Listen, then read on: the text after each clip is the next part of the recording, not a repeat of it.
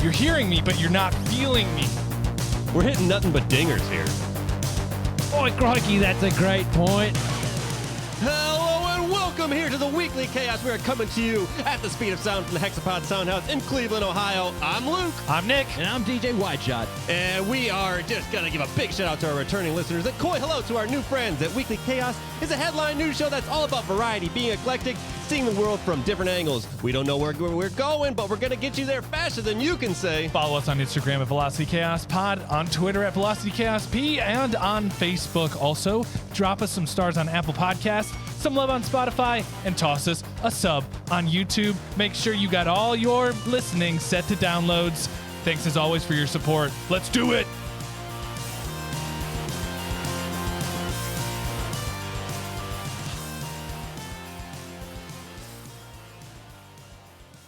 All right. It's time for the weekend box office report hosted by the Weekly Chaos.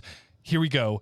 Top 5 grossing films across April 14th through the 16th. The Super Mario Brothers movie keeps stomping the Goombas with another impressive $87 million in its second weekend. Nothing spells money like nostalgia. Number 2, The Pope's Exorcist takes a sip of the holy water with $9.1 million in its opening weekend. A strong debut for the $18 million budgeted Russell Crowe horror vehicle.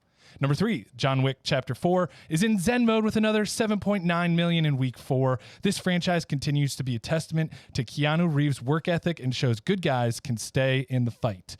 Number 4, this one, instead of draining blood money from a robust audience, Renfield has turned in an anemic $7.8 million performance in its debut weekend. It's a real bummer for Nick Cage. Cage fans out there have yet to see him reestablish box office credibility. And number 5, Air, the story of Nike and Air Jordans, has soared over competitors in its way to dunking another $7.7 million in week 2, and it sees a happy reunion between Ben Affleck and Matt Damon. I guess we all missed Will and Chucky on the screen together and really wanted that back. A couple honorable mentions. Suzume, another triumphant anime title, was released to $2.8 million in North America. The cool thing about this one is it's an original screenplay. It's not based on any manga or any anime series, so it's just an original film. And the film Nefarious, it's an indie distributor, Soli Dio Gloria releasing. I have never heard of them before.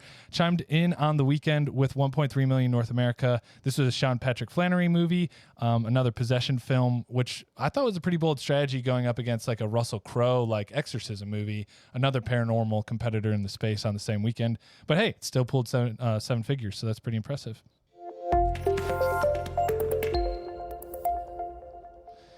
So just getting right into it, just staying in the digital world for a little bit, I wanted to open with a video game story. So EVE Online, which has been developed and published by CCP Games, had this really cool story come out this week, and I wanted to just kind of like talk to you guys about it. It comes from PC Gamer. But EVE Online, it's a massive space RPG game with extensive customization, 7,800 star systems in it, and multiple professions and classes to participate in throughout the game. There's a lot of different activities for players. Within the intricate free-roaming world of the game is a massive economics engine, and it just permeates the whole thing. There's trading, there's raiding, there's mining, resources. It's this huge like faux economy within this game, and it's so sprawling that it's come to like this game is so sprawling that it's come to like develop its own history in the real world. There is like this event called the Bloodbath of BR5RB, which is widely recognized as like the largest and most expensive battle in video game history. It was just like 21 hours of these people just like vying for power in this open world. But our story this week comes from, like I said, PC Gamer. Takes place in a little pocket of the galaxy in a 299 member corporation called Event Horizon Expeditionaries. A newcomer to EVE Online applied for membership, and being a sponge organization looking to pick up some new sources for tribute, they accepted this player with open arms. Little did they know that little did the unsuspecting Space Lords know, I should say, that the player was actually the bait on a very cleverly laid hook. All right. An unscrupulous rogue by the name of Flam Hill created a clean player account with short history and was puppeting the newbie guy like to be like a real person. But essentially, this fake account applied for membership, got accepted, and Flam Hill and an accomplice, already members in the organization, transferred their shares to the dummy account, giving him like the ability to be nominated for CEO of the organization. And they both voted yes to the vote that they initiated. And according to the rules that govern all of EVE Online, these are like the bylaws that essentially govern organizations within it, said that within 72 hours, if no other votes are counted, then those counts just, that's it, it's closed. And so these people were just, it was an older kind of, like nobody was watching this and like not enough activity in the corporation. And so the guys passed the vote to this fake account, and the new guy like made this Flam Hill guy like the director of all directors.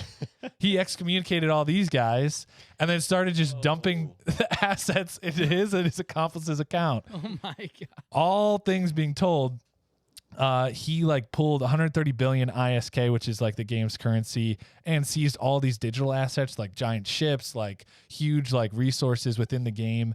And all total, the heist netted out to like 2.23 trillion ISK, which in the real world, you ready for this, is worth $22,000. Jeez, oh man. Man, I wonder what Captain Daddy would have to say about a mutiny like this. I wonder if he's seen a scale on the seas. But I know I have friends that were so pumped about EVE Online when it first came out. Like, this is everything that we wanted. This economy, the mining, discovery. Like, we could just get lost in this for hours on end. And just to hear these stories, like you said, the biggest battle of all time, and it has been out for quite a number. I think over 5 years now, about like in that kind of realm. So there's been a lot of time where there's the decay of player base, and it launched poorly, but then kind of had a resurgence. So, like you said, this big organization, it was having a lack of participation, I guess, and then they just snuck this guy in here, voted him up to the top, and just that is beautiful. It is beautiful. Yeah. I want to know what this means for the future. Like we always talk about the metaverse and how we're going to handle that, and like we have our governments are getting more involved with the internet and how we use it, and I think gamers are going to rule the internet, or when we all move into the metaverse and we don't live in real life and we're just sitting here in our ice chambers, like they're gonna know espionage, like corporate espionage, better than any of us. Like that's so like our lawmakers are gonna be sitting there like, oh, we need to pass this law, we need to do that, and some homeboy is like, it's like Poonslayer 69 is gonna show up and he's like, no, you don't, Jerry. No, you don't. You thought you were the president. Yeah, dude. Heck yeah. But my avatar is the president. I'm the president now. Exactly. Well, speaking of Congress and people who run the world, the United States Library of Congress inducted its first ever piece of game music. This into the National Recording Registry yesterday when I read this, which was last week at some point.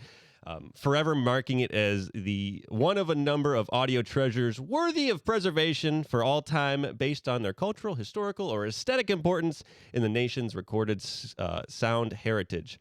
The Super Mario Brothers theme, that's right, is one of 25 recordings selected for the National Recording Registry class of 2023. Other inductees were bangers like Madonna's Like a Virgin, Eurythmics' Sweet Dreams are made of these, and this was a timeless classic, Led Zeppelin's Stairway to Heaven. That's getting tucked in there. So there's a bunch of other ones. The writer of the article, Joshua Wolin, is a little bit perturbed that the Mario theme was selected. He believes some other ones got snubbed, but that's besides the point. I think it's really cool that video game music is getting its cultural recognition, and hopefully there are many more to go into that Library of Congress. And I'm just thinking, what other amazing video game musics could be inducted in the future? I'm like just thinking Zelda, Final Fantasy, Tetris, Chrono Trigger. Those are just kind of like the first ones that popped in my head when I was reading this. Yeah. And then just not sure if you guys had any more, but what do you think about video game music being added to this Library of Congress? The English language, the English version of the God of War. Right. No, just keep it Nordic.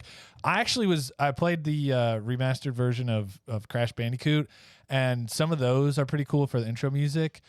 probably not up there with Zelda, but maybe 20 years from now you get them in the class of 2036 or whatever.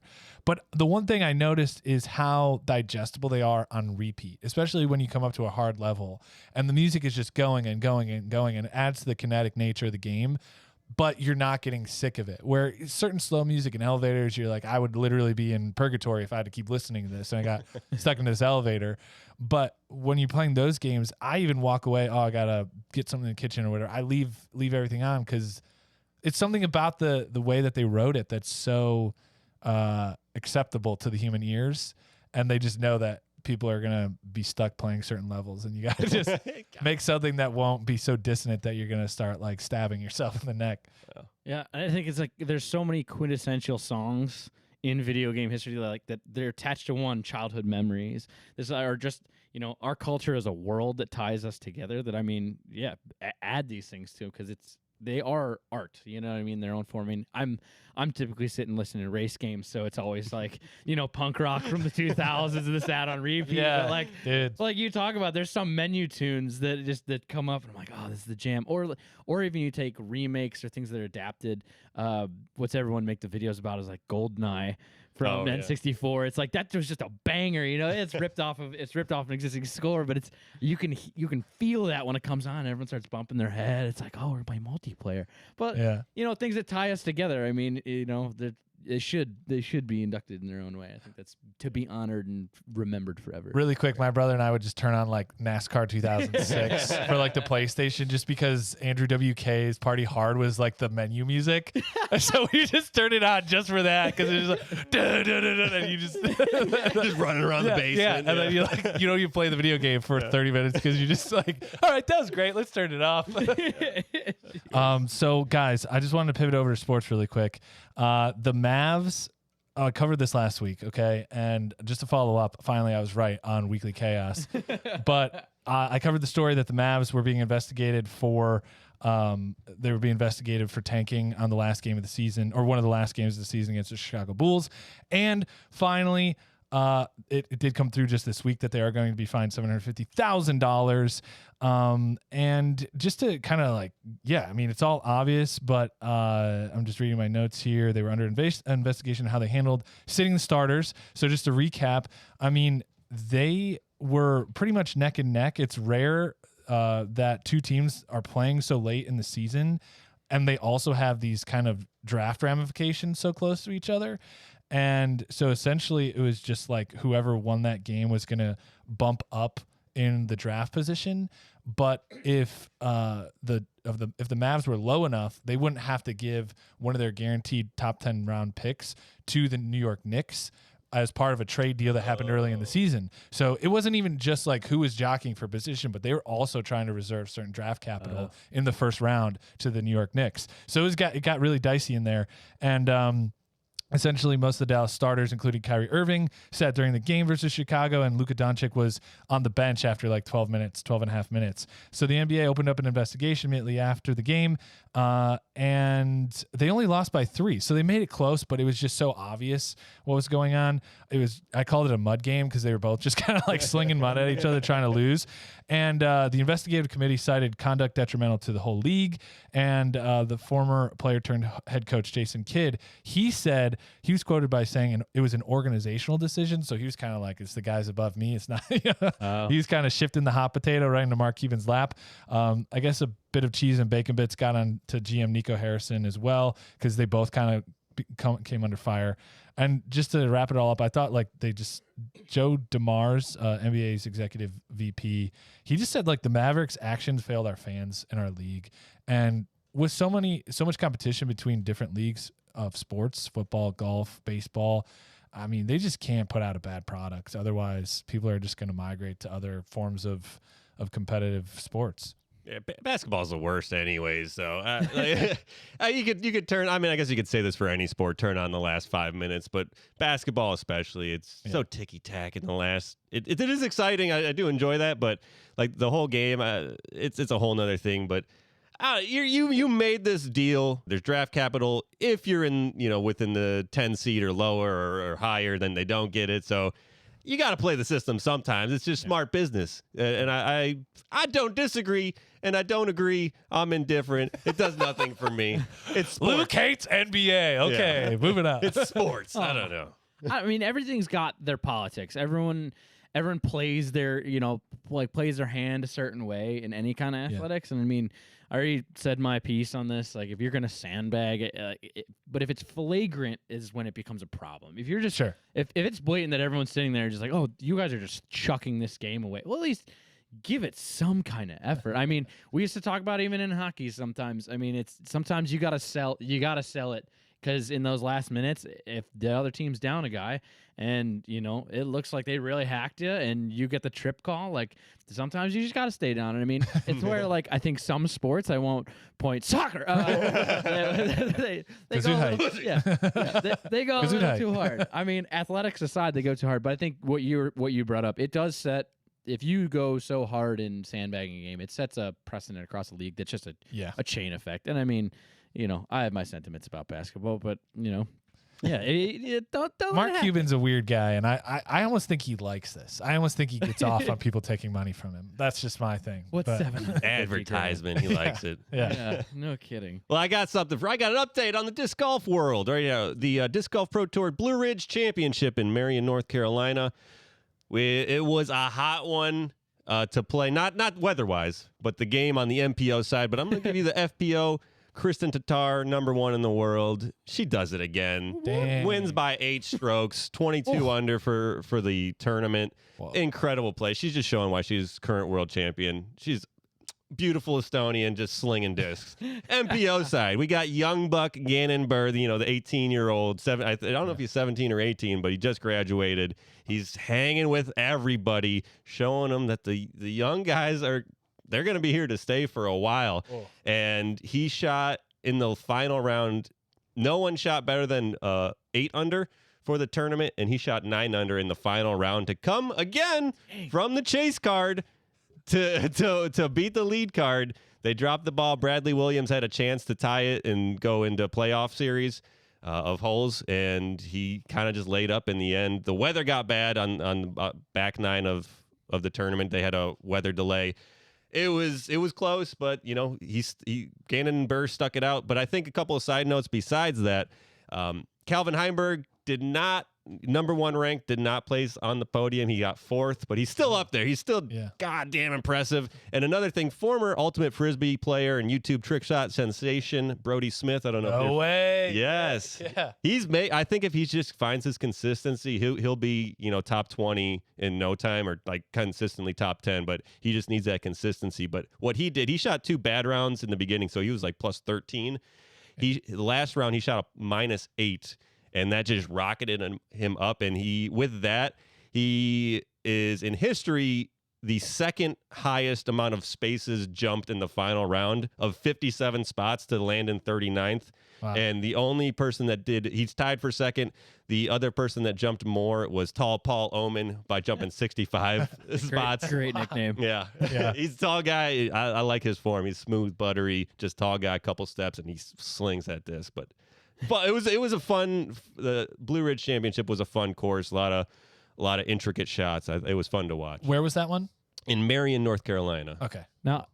So I have rarely played disc golf other than here in the Hexapod, but I know when I go out golfing, I line up with I take. Either if it's not a couple of sleeves of balls, I take an entire case, because there's no telling where that thing is going some days, let alone if the weather goes bad. So I have a question. Does a disc golf guy, have they ever gone, probably not Kristen because she's too good. She's great. Ever hoisted one of those bad boys, pinged it off a tree and it's in the river and like, we can't find it. Does that happen all the time? That's why, these guys are carrying 30, 40 discs. You only need one, but you got to have backups sometimes because you're an attorney, you're playing for money. So you got to have something. So I like disc golf. They make me feel like I'm one of them. You know, it's a relatable game.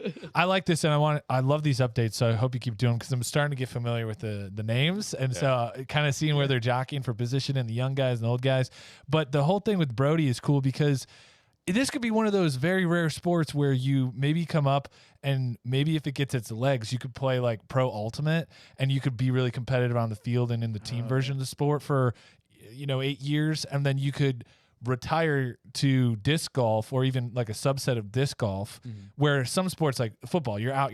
Like you might coach, but it could be cool that you could continue on playing should you like refine your skill set. I know they are two different skill sets, but just the fact that you are an athlete using the same type of what would it be? Ball, but like you got the same muscles, but it's just slightly different. But yeah. Same item to play the sport. I think that's cool. So, man, I'm fascinated. I need to start paying attention. We should do like a live broadcast and just the Aussie Chaos watch party. That'd be awesome. Well, just to keep it in here, it was a balmy weekend in Boston for this year's iconic Boston Marathon.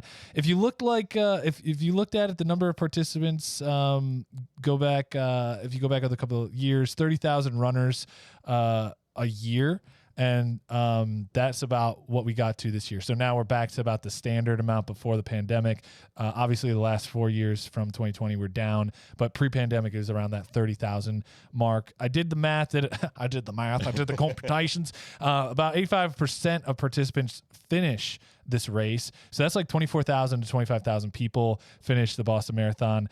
And I couldn't imagine being at the top of the heat. Like I couldn't imagine being the first one across that finish line. But that's exactly what Evans Chebet did this weekend for the second time in a row. Wow. So Evans Chebet from Kenya won the 2022 Boston Marathon with a time of 2 hours, 6 minutes, and 51 seconds. And he won the men's event this year with a time of 2 hours, 5 minutes, and 54 seconds. So he shaved off a little time, which is good because he needed it to really get through the foot race that happened at the last second here in the last stretch. It was a close race this year. All first, second, and third finishers finished within 16 seconds of each other, which it doesn't always happen that way. Sometimes the guy's way out ahead. And also Helen Obiri from Kenya, she also won the women's event with a time of 2 hours, 21 minutes, 38 seconds. So that'd be a sweep for Kenya in both events. So they're top of the podium in both of those. And yeah. So one last thing on this, Evans' win was the first time a runner went back to back at the Boston since 2008. Wow. So 15-year gap time. That's impressive. That is very impressive. Yeah, that's massive. I mean, if you guys have ever witnessed a marathon in person, those guys are gassed. I mean, it's one thing to see it on TV, but I think they don't show some of the pretty parts. Yeah. Even some of the most elite runners are getting to the end and they're yakking their brains out at the end. Or like, I mean, some people even pass out. It's just like an unruly amount to run. So the fact that also you have the 1, 2, and 3 finishing so close, I mean, that's got to be an amazing feeling too, because I know some of the running community is pretty supportive of each other. So like to see them move in a pack, it's like, all right, though you would think like, oh, I'm just gonna burst ahead. I'm gonna get my 1 position. I'm gonna get my 2 position. You're at the brink of what your body can handle. So it's amazing to see 3 people cross it so quick, and that competition was tight, not only physically but mentally, to be right behind somebody and be like, I just got to get there. I just got to beat him. That's insane. Yeah, that is sheer willpower. Running is willpower. Digging deep, you're probably in some sort of flow state, not even realizing until you get to the end, and you got to get that kick. And that's what makes this even more impressive, that 2 other guys were right there. Yeah. And, just a little bit of sway or a little bit of drag somewhere, gust of wind could slow you down. So for him to endure that, it'd be exciting to see if he stays healthy and maintains this. And hell, let's see a 3-peat. Yeah, dude. Let's circle back. That's a passionate sport. And I'm going to keep it in sports here, go to something that I'm passionate about. A lot of people are passionate about. I want to go to dirt bikes and motorsports. Unfortunately, this is a little bit of a negative turn. This is a negative turn. Dirt bikes are once again under attack in California by the law. Not in the breaking the law sense and everyone's being rough and rowdy, but California is part of their emission studies and wanting to make the world a greener place. Their governor has instituted an executive order ban on all off-road motor vehicles by the year 2035. What? Yep. At this point, so as part of their bill N79-20, which includes motor vehicles in California being the sale of motor vehicles being banned in California that aren't zero emission. So any gas-powered vehicles by 2035 in California cannot be sold within the state. You can still drive a motor vehicle if you buy it elsewhere. You can bring it, but anything sold in California has to be zero emission. However, this executive order on what they're calling the dirt bike ban kind of slipped under the radar at first, but dirt bike enthusiasts caught onto it. It's not the first time they've been attacked before, or it's been that dirt bikes and off-roading has been attacked, but they have said now that any motor vehicle or off-road motor vehicle that is made after 2022 will not be issued off-road permits, because unlike in some other states where you can just ride on public lands, in California you need to obtain a trail permit. And otherwise you have to ride on private lands. Now the new ban is saying no dirt bikes will be allowed after 2035 at all, period, to be ridden in California. So, and there not even zero emission ones? Well, zero emission ones, if there's zero emission, Okay. yes, but it is still unclear what they will do about public land use. Now, there are motorcycle racing series dedicated to electric racing, KTM, Suron, Zero Motorcycles. Those are all companies that make electric motorcycles for off-road use, which are neat, and they're a great tool, and they're something that the moto community has accepted and started to use, like especially for younger kids as well, because they're not as powerful as some of the gas machines. But again, especially with California and so many people, like how I grew up with hockey, or we grew up with our own sports, motorcycling is embedded in that culture, and everybody in California has a dirt bike. But now they're saying that it may be banned in 2035, so there's a huge stand going out against this executive order. Thank God there's 49 other states. But no, it's really funny because I could imagine the rally. They're outside the courthouse and they're presenting the bill, and like everyone on the steps just has a bike just like hooked up to a giant speaker, and every time the guy goes to talk, just filibuster that guy trying to pass the bill, just keep him from being able to complete any type of speech. I mean, I'm all for positive green solutions. I just think that's kind of an infringement on certain rights of, like, I mean, I get the public land thing, but if you can really set aside tracks and places for people to ride, because I think it's part of being athletic, it's part of sports. I'm hoping that it gets to the point where there's a greener solution for all gas powered vehicles, like at the same power level, because I know that's the big thing. You got different bike sizes and different kick and different all that, and you can only do certain amounts of stuff. But if you've proven anything with like Rivian and with Tesla, like those are all subbing in for cars that we all have. And now the Mustang, the new electric Mustang, it's like got the same kind of level of push and power, and you can do it if you can eventually get there. But it's just funny that California is just like, we're gonna be the first to do everything, and it's just still smoggy. Yeah. It's setting a precedent, setting a deadline, giving everyone something to work for. It's 12 years out, 11 and change. So that I can understand that if you don't set yourself a deadline, you're never going to do it. So probably come 2034, there's going to be a big increase of electric production. But my main thing is here, motorbikes, dirt bikes. What draws you in if you're watching it? Ring, ring, ring, ring, ring. It's like now we're just gonna have some silent and like weed whacker type stuff, like you're not gonna hear anything. You're gonna lose the allure of it. So what do you got? Attach some baseball cards to the spokes or something so you get some noise going on. Or it's what has kept people from being scared away from the sport, because like when the accidents happen and like the guy is like, oh my god, my knee is busted out of my leg, like you can't hear it because. So when all these bikes are just like, the guy's just like, oh my god, like people are gonna be like puking because they're just like so traumatized. Turn by the music. Maybe up. we'll go back to gas after that. Yeah. Realize how horrific it is. I want to keep it in things with engines or without engines, electric or non-electric. So salty. I am salty about this one, but this one might be a little more, this is my conspiracy heart. No. Self-driving cars, but not self-driving alone. Driverless cars entirely are being tested out as part of rideshare programs in Austin, Texas. This article got brought to my attention by one of our chaotics, Nathan. He was driving on the highway in Austin, Texas, where he lives, and up behind him comes the high beams that you love so much of a little GM driverless car. He said this car went to pull right around him. He looked over, and there's no one in the front seat. What the hell? Surprise. Okay. Now, Cruise, a GM company, a GM-owned company, has been testing their driverless rideshare program in Austin. We all know it's a tech town. And they've been testing this out among other companies, but these are one of the biggest ones to have scrutiny and to be testing lately. One of the concerns is, with a couple articles have come out, is cyclists, of all people. Who would have thought they'd complain?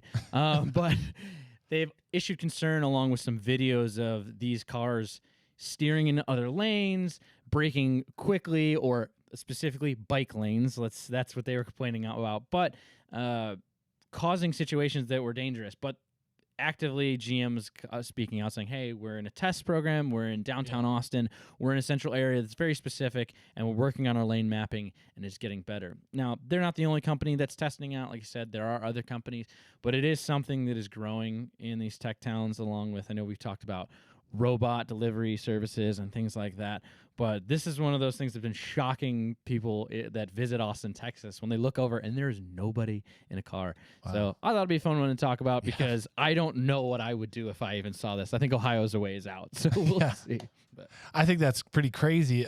But it's interesting to think about that the bicyclists are saying it, because I see a bicyclist half mile up the road. I'm already starting to plan out and checking where are the other cars around me. Are we all going around them? Are there other cars coming the other way? Do we have enough room to kind of veer out into the other street to go around them?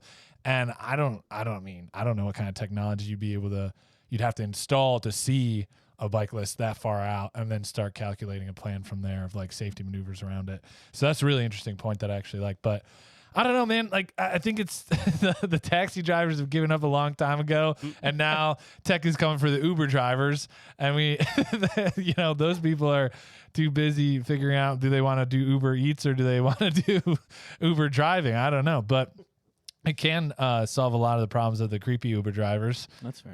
That's true.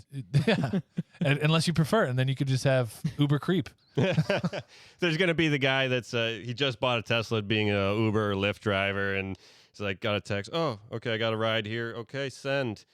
Aren't you going to go pick him up? Yeah, I did. I sent the car to go get him. It's all taken care of. That's but awesome. The thing is, with these bicyclists, don't hate the player, hate the game, okay? And the real problem is with these driverless cars is human error.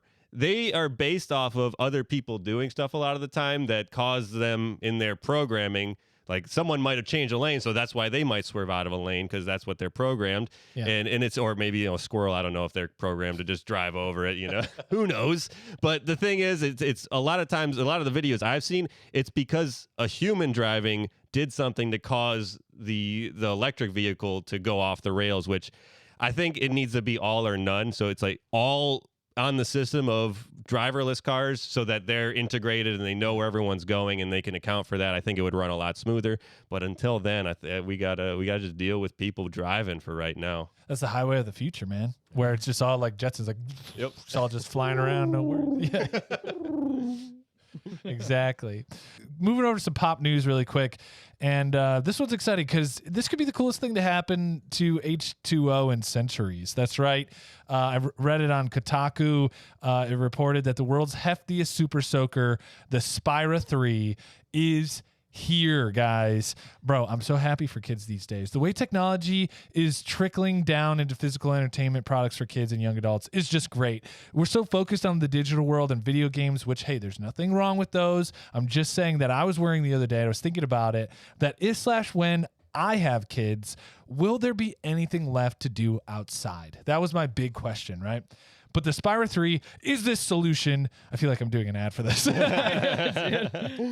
I am. If you want to send us one, and we'll test it out in the studio. But it's coming in at 5 pounds soaking wet, reaching 27 inches long, in a compact ergonomic body, and flashing in 2 color options, aqua blue and lava red. Those aren't the real colors. I just named them that. This battery-powered beast is ready for summertime water warfare. It gurgles down water from the barrel end in 10 seconds and fires without pumpage.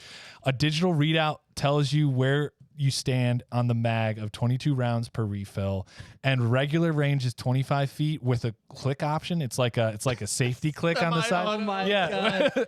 Where you can do a 3-round burst. You're going full COD on this, and it's like 3-round burst, or you got a power shot, which is like a sniper, which is like 50 feet away. You can just beam your little brother in the back of the head. Oh my my God. So I'm really tempted to give myself one of these for this summer just to have it in my office. I feel like it'd be a great mantelpiece Yeah. and great talking for, the wine and cheese boards out there this summer. But honestly, man, a SpyraThree, it looks so freaking awesome. And the fact that you just you don't even have to, I remember being in pools and stuff when you're a kid and you're like, got your super soaker, you jump in like a frog man, and you're like, you pop the cap, you're like, Phil, go, go, go. People like shooting you in the face in the meantime. And then you get out and, you have to submerge it completely or it's a tub of water and it's hard to get it in there. Yeah. And this thing, you just one-handed stick it into any body of water or liquid and you just fire it off from there. It just sucks it all up in 10 seconds. This is the future. This is what we've been waiting for. It's 25 years too late, but hell, like you said, I'm gonna join the fun regardless. Shoot my dog or something. He loves catching streams of water from the hose, so maybe he'll like the SpyraThree action, blast it out from 50 feet away. Yeah. This sounds like you said, hot ticket item for the summer. No more. Your arms getting tired, just trying to get that extra pump in. Yeah. And then you just blow your load so quick, and it's this little jet stream. And dang, I guess that was cool. We got to use this as the new tool on Buzzkill instead of the alarm. I'm just gonna hit you with the SpyraThree. This thing looks like a kinetic rifle from Halo. Yeah. And Luke, you said 25 years too late. It might be 25 years on time because now I have adult money. Okay, yes, I have disposable income, bitches. You can't tell me I can't have it, Mom, because I'm buying it. And I'm buying one for all of my friends. Well, maybe not.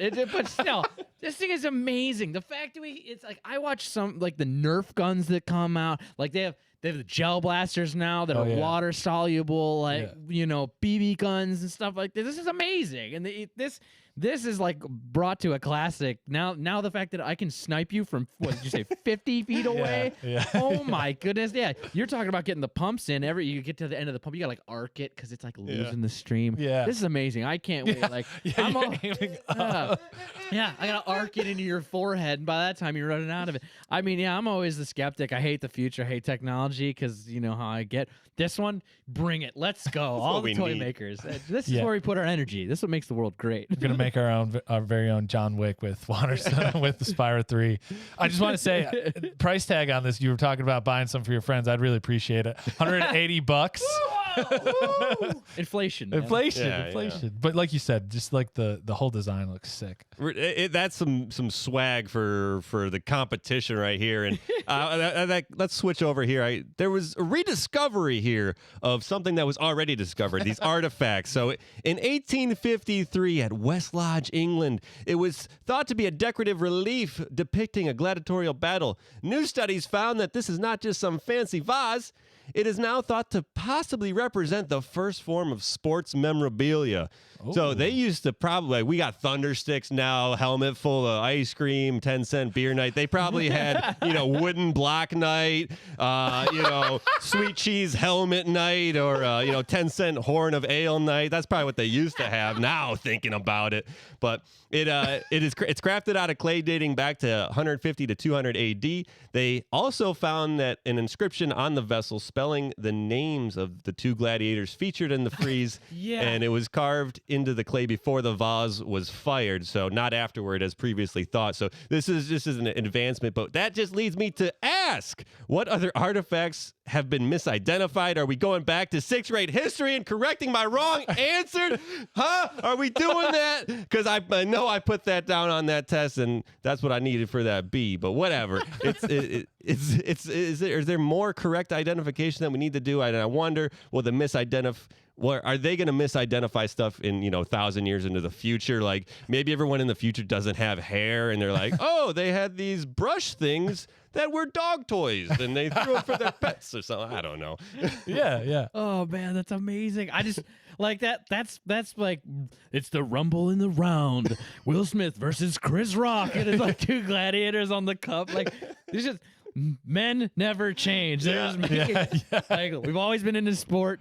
pin it, and as long as I can have a tasty beverage or whatever I can put in a vessel, they've been doing it since the beginning of time. I love this. This is awesome. I'll pay another 50 shekels if my favorite gladiator symbol is on that toga. Doubloons. Doubloons. No, think about it. What if you were the Cleveland Browns fan of the gladiatorial era and you just had like this thing that just had tacked of names, like just scratched out the next one, scratched out the next one. You just like each guy you pick just keeps getting thrown. It just completely destroyed. It makes me not feel as bad for like any memorabilia, like, oh, yeah, I'm going to pass that down to my kids or something. Like, that's what it used to be. But now, knowing that, 2,000 years ago, there was sports memorabilia that the people were holding on to.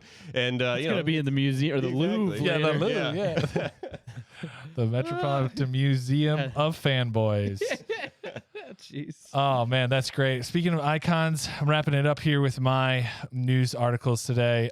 Big burger changes at McDonald's, guys. This is happening right now as we speak. CNN reported that McDonald's is upgrading their cheeseburger by going back to the basics.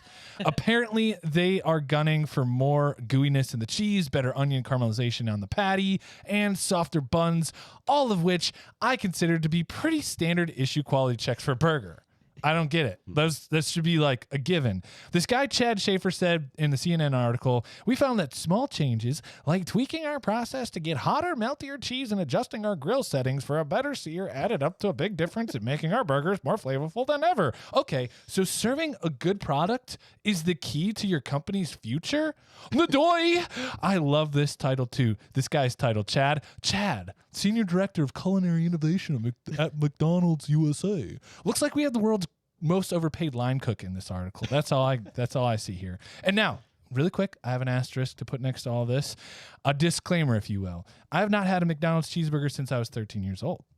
I swear that decision saved me from a youth laden with acne and other debilitating social problems. I mean, it was just 2018 that McDonald's decided to switch back to fresh beef, which I don't even know what that means. Yeah. And that's just for its quarter pounder. What's that mean? If you're trying to hit the value menu, you're relegated to like a lower quality of meat?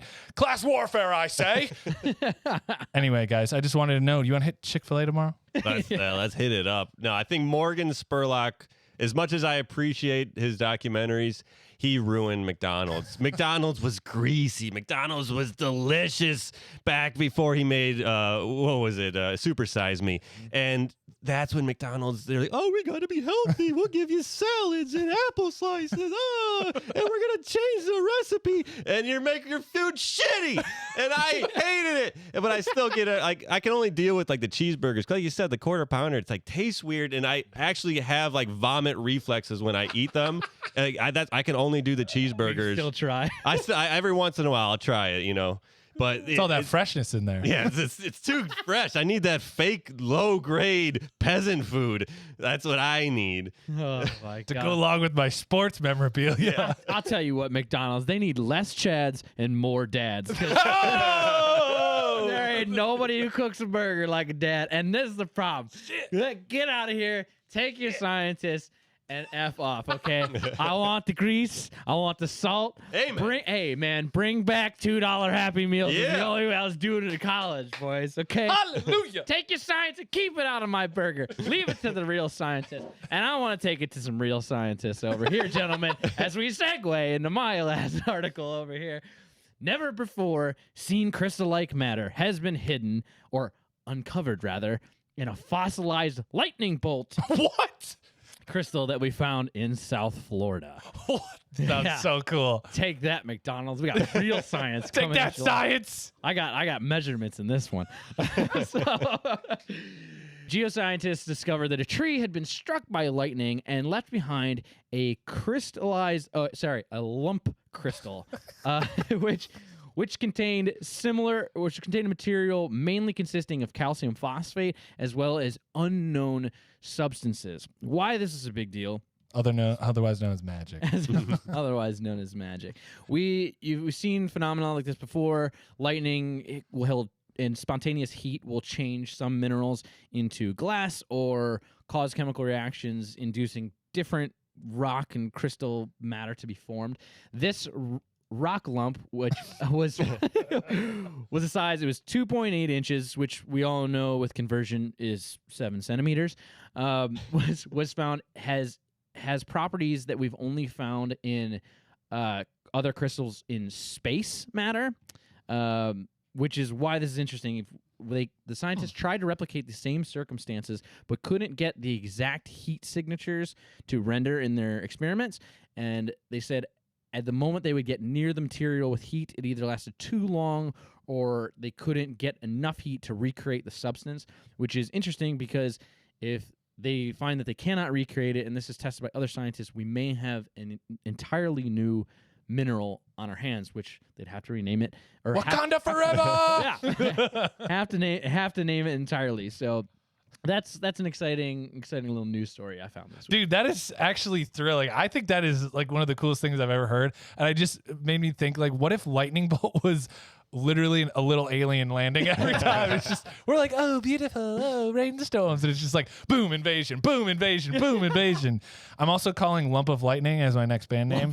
Nice. That is mine. And or maybe the album name for the band I had, like 0112, whatever it was. Oh yeah, and I can't take all the credit for this one because, you know, as avid as a scientist I am, one of our chaotics, Nick Weiss, hit me with this article. So thank you, buddy. Appreciate Thank you, it. Nick.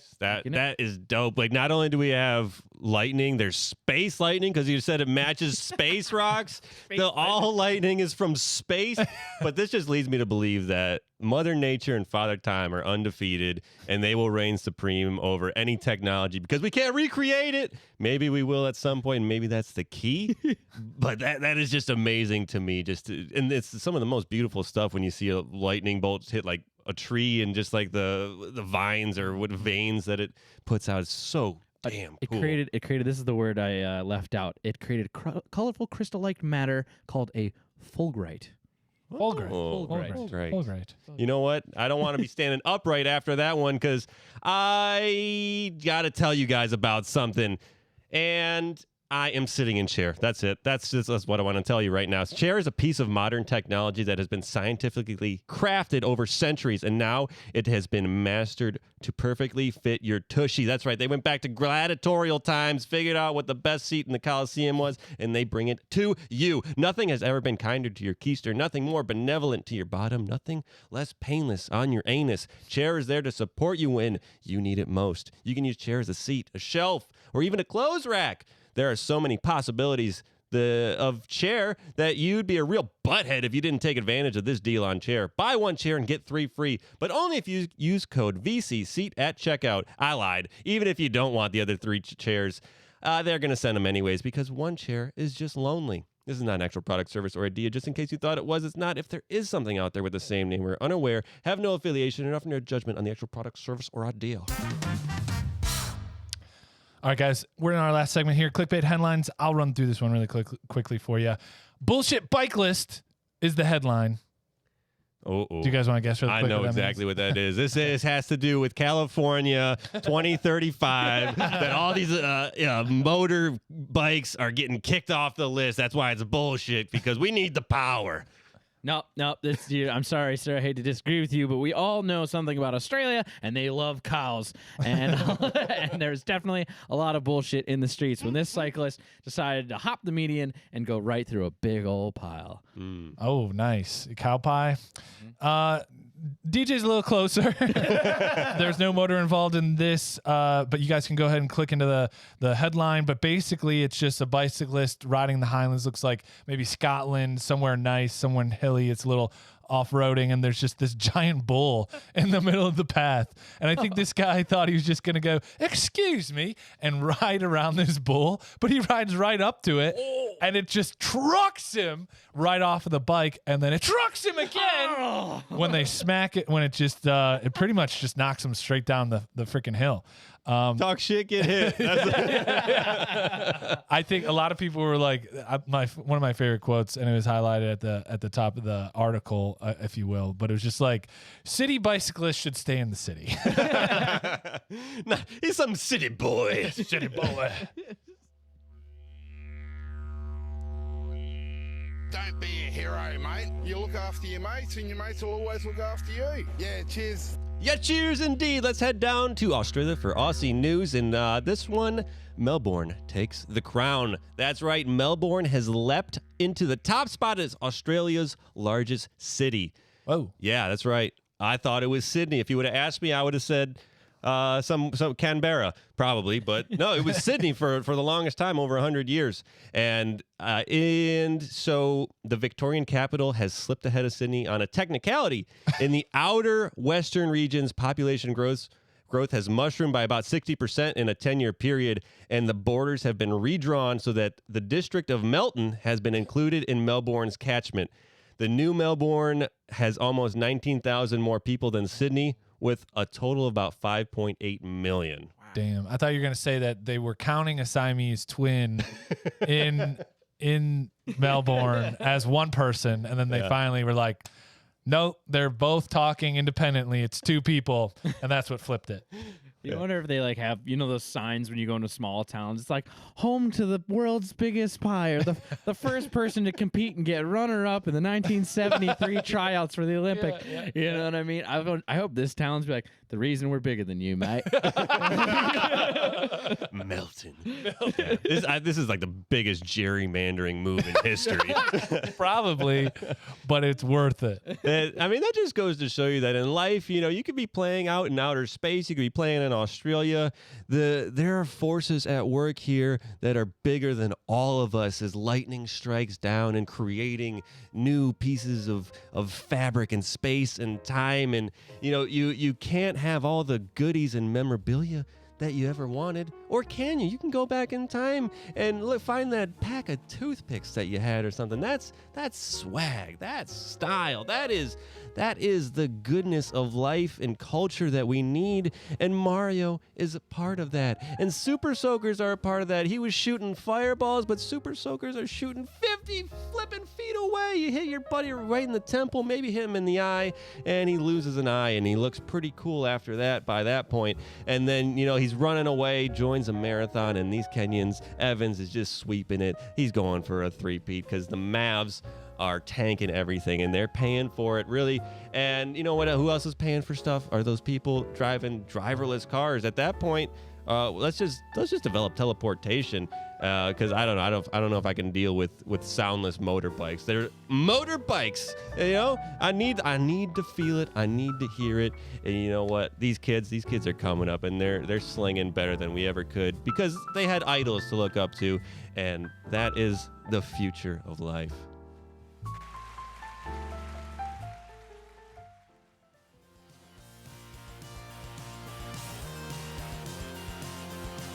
All right, guys, we are in the ass end of this show. It's been a good one. It's been really fun.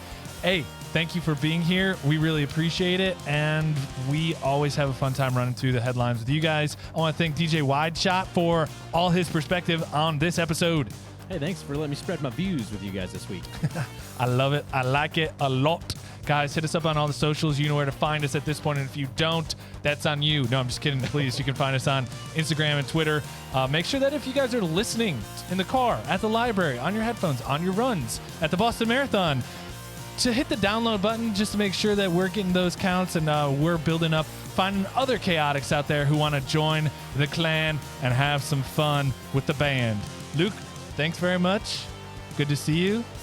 And this is Nick signing off. And then this is Luke signing off. Nick, you thanks as well for coming here, being here. DJ Wideshot. Thank you guys all once again. I just second everything Nick says. And like we always say, if you mess with the bull, you get the horns. Have a good one.